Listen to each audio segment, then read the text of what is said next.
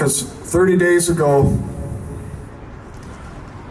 I read and I saw what happened in Israel, where 1,400 people lost their lives,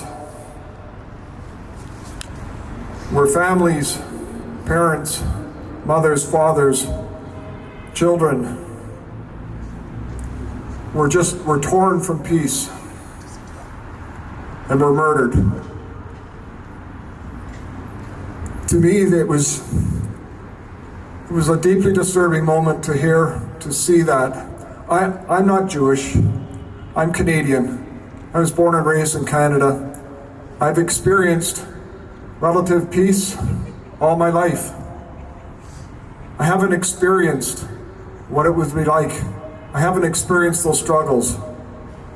And I'm fortunate enough to have not experienced discrimination or racism or anti-Semitism.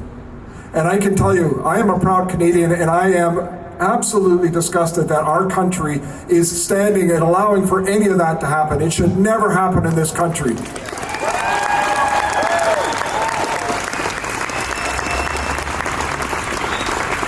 Canada is a melting pot. It is a place for people to come. It's a place where we can be at peace.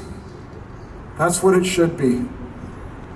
And I can tell you, I can't imagine what it's like for family and friends to have 240 or more people being held hostage. Words escape me when I think about that. And I can't think about, it's hard to think about how that can tear at a community, at people. How could we let this be? This is just so wrong. Israel has the right to exist. Israel has the right to defend itself. Israel has the right to be able to be in peace.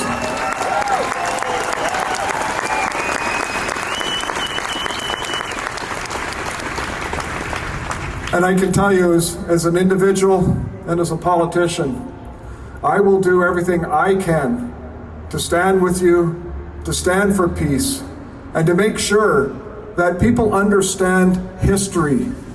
We need better history, better understanding of our education system. When I visited the center back just a short time ago and I walked through and saw the exhibits, people need to have that burned into their hearts and their minds.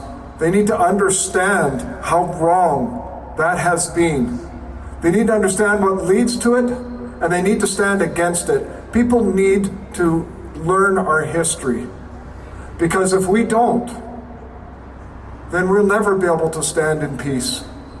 We'll never be able to feel safe. We'll always have to have police and be fighting just for, the ability to have a business, the ability to be able to walk down a street, the ability to be able to send their kids, to various events without having to look over their shoulders.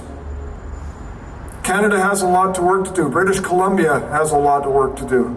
And I can tell you, that is what I want to fight for. Let us never forget.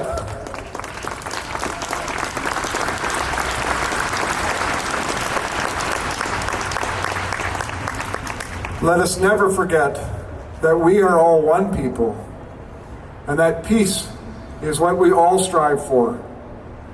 Let us not let divisions divide us and create hate and anger. Let us be able to stand together and stand up with one voice and speak against hate, speak against terror, and let's let people live in peace. Thank you so much for having an opportunity to share a few words with you here tonight. And I truly hope that we will see an end to this as soon as possible, so that peace can return and that Israel can find some semblance of being able to continue building a future that it can be proud of, and that it can be bright for its people. Thank you, everyone.